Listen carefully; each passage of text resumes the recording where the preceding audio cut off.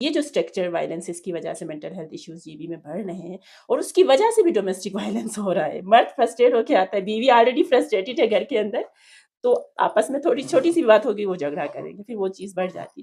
السلام علیکم ناظرین، میں ہوں آپ کا میزبان غیور مہدی مہر. اکثر ہم گھریلو تشدد کو جسمانی تشدد تک محدود سمجھتے ہیں، لیکن ذہنی اور جذباتی اذیت بھی اتنی ہی خطرناک ہو سکتی ہیں. کیا ایسے حالات میں پلنے والے بچے عمر بھر اس کے اثرات اٹھاتے رہتے ہیں؟ کیا ہمارا معاشرہ متاثرین کو سہارا دیتا ہے یا انہیں خاموشی پر مجبور کر دیتا ہے؟ آئے ان تمام سوالات کے جوابات جاننے کے لیے آج ہمارے ساتھ موجود تھے doctor Shahida Batool, first female psychiatrist جو کہ بلتستان ریجن کی ہی ہیں. تو ڈاکٹر صاحبہ، سب سے پہلے تو آپ کا بہت بہت شکریہ، آپ نے ہمیں وقت دیا. ڈاکٹر صاحبہ، سب سے پہلے یہ بتائیں کہ گھریلو تشدد کو طبی اور نفسیاتی نقطۂ نظر سے آپ کیسے بیان کریں گی؟ بسم اللہ الرحمن الرحیم. سب سے پہلے غیور آپ کا شکریہ کہ آپ نے مجھے موقع دیا اتنے حساس اور بہت امپورٹنٹ ٹاپک پہ بولنے کے لیے.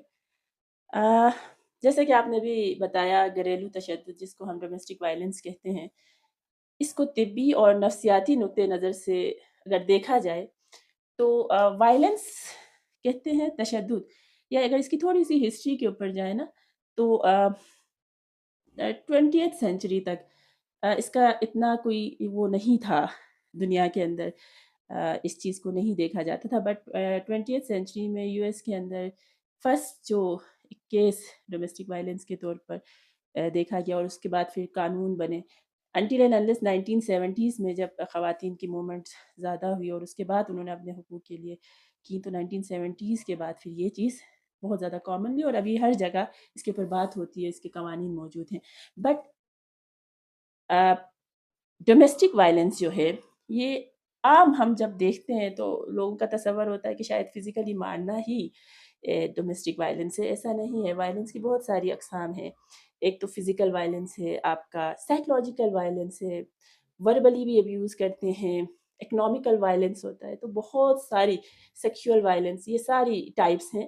اور میڈیکلی ڈیفینیٹلی ایک لنک ہے اس کا، ٹھیک ہے، کہ ایک بندہ اگر وائلنس کا کنٹینیوسلی شکار ہوتا ہے تو اس کے اندر خاص کر اسٹڈیز کہتی ہے کہ سائیکولوجیکلی افیکٹ بہت زیادہ ہوتے ہیں. ڈاکٹر صاحبہ، آپ کے تجربے کے مطابق گلگت بلتستان میں یہ مسئلہ کس حد تک موجود ہے؟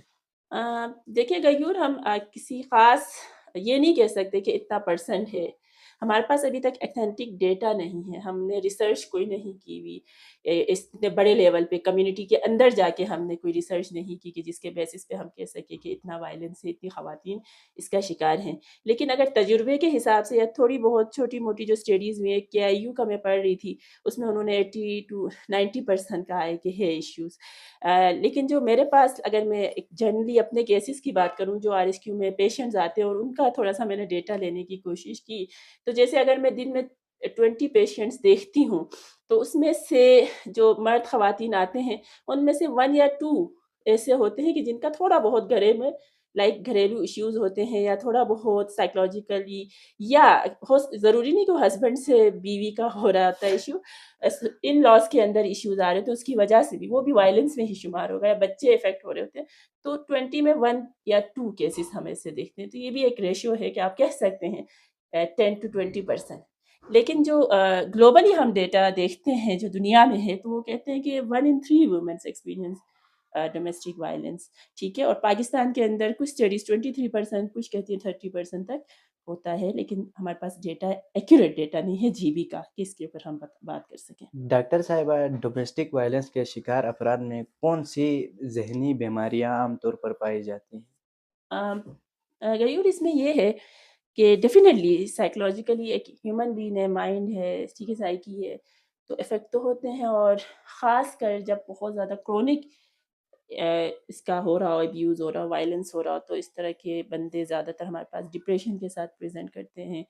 اور اگر بہت زیادہ ٹراما ہے تو post traumatic stress dis order ایک ہے، بیماری ہے، اس کے ساتھ پریزنٹ کرتے ہیں. انزائٹی کے سمٹمس کے ساتھ خواتین ہمارے پاس سومیٹائزیشن کے ساتھ، جسمانی علامات کے ساتھ، سر درد ہو رہا ہے، کبھی یہاں درد، کبھی وہاں درد، کوئی وجہ نہیں پتہ چلتی.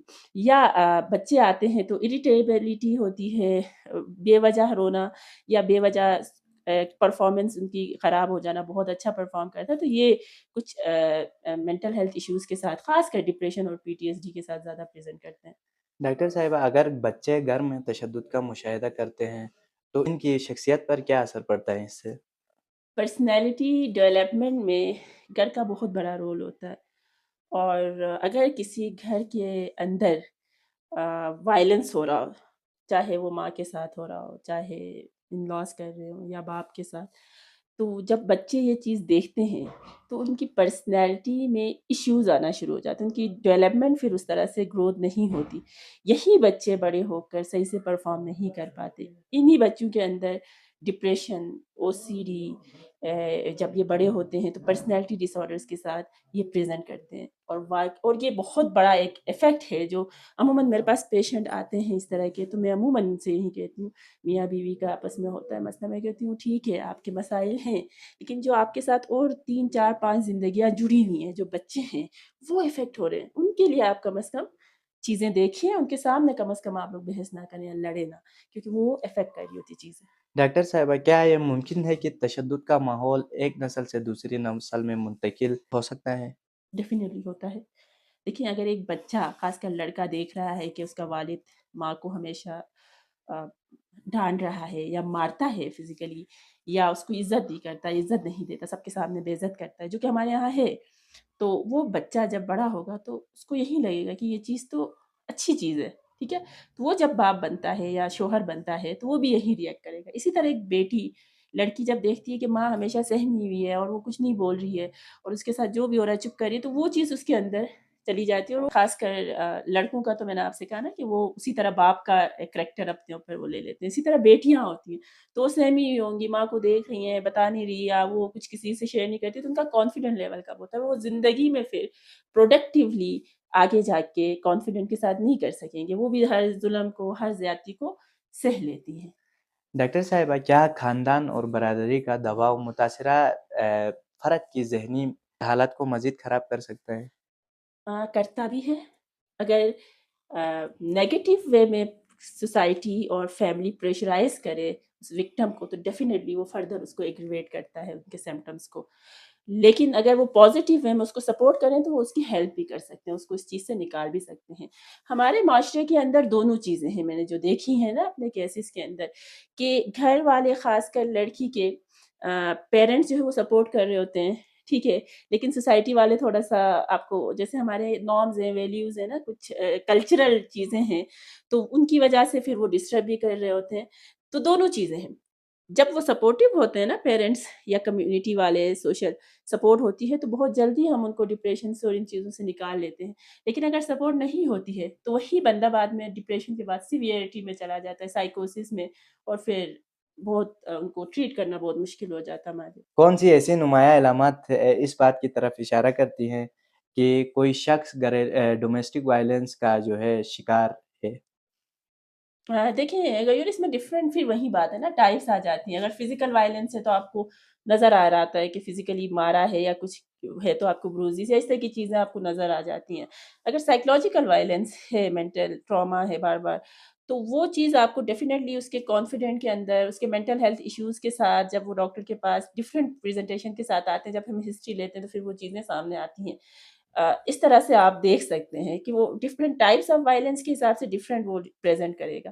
डॉक्टर साहिबा, ऐसे मरीज़ों के इलाज का तरीक़ेकार क्या होता है? मशावरती थेरेपी काफ़ी होती हैं या अद्वियात का इस्तेमाल भी ज़रूरी है? गयूर, इसमें बड़ा डीपली मैं आपको थोड़ा-सा बता दूँ।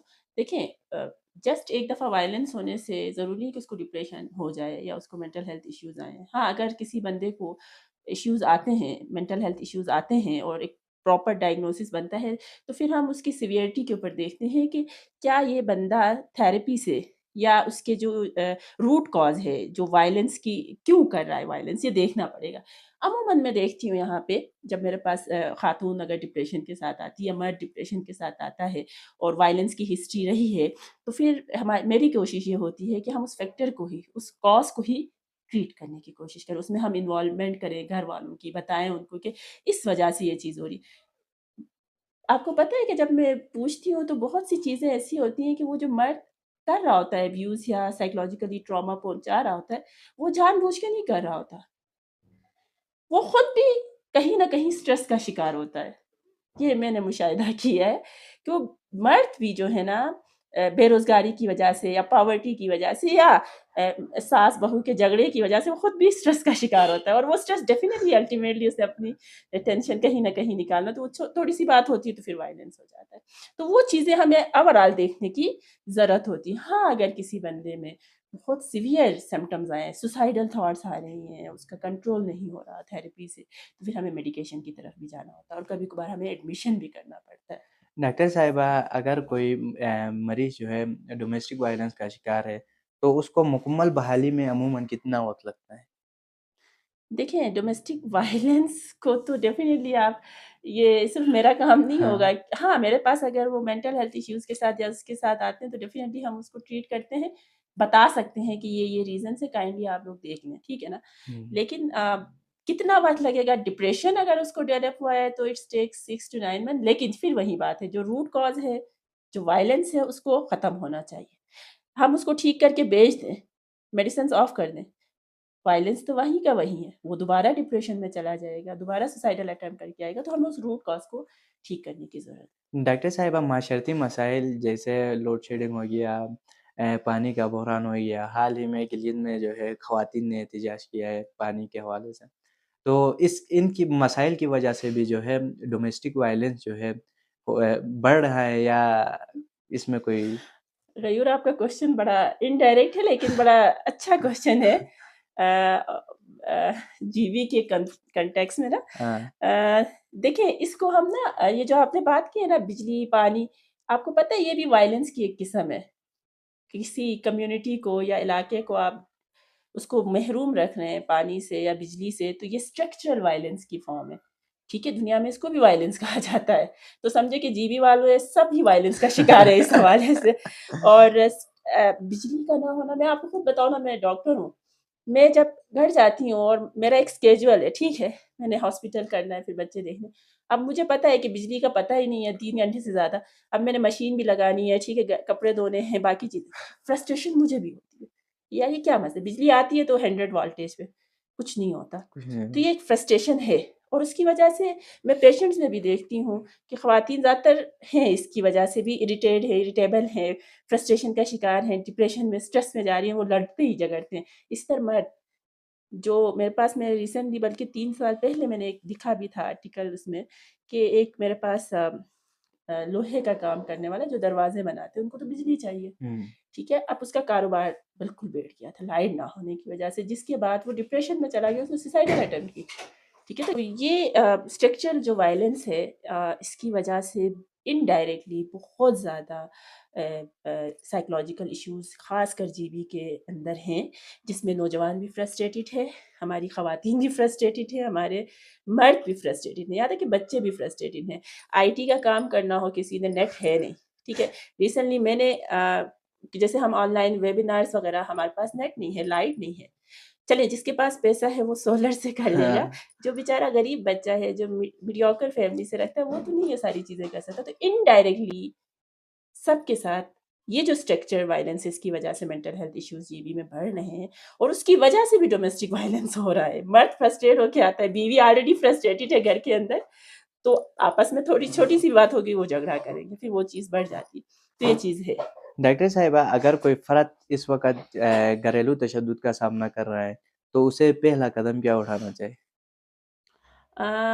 دیکھیں میں یہ مشورہ کہیں، میں جو جتنا جانتی ہوں، ایک تو لیگل ہے نا کہ آپ قانونی راستہ ہے، اگر بہت زیادہ ہے، آپ کی جان کو خطرہ ہے یا اس کی صحت کو، تو ان کو ایک تو اپنے بڑے جو سرکردے ہیں ان کو انوالو کریں، کسی سے بات کریں، جو متاثرہ شخص وکٹم ہے اس کو بات کرنی چاہیے، اپنے کسی عزیز سے یا جس کے اوپر وہ ٹرسٹ کریں، ان سے بات کریں، کوئی وے آؤٹ نکالیں. ٹھیک ہے، اگر ایشوز آ رہے ہیں تو ڈاکٹر سے شیئر کریں، اس سے بھی زیادہ ایشوز ہیں تو لیگل ان کو جانا چاہیے، ان کو شیئر کرنا چاہیے.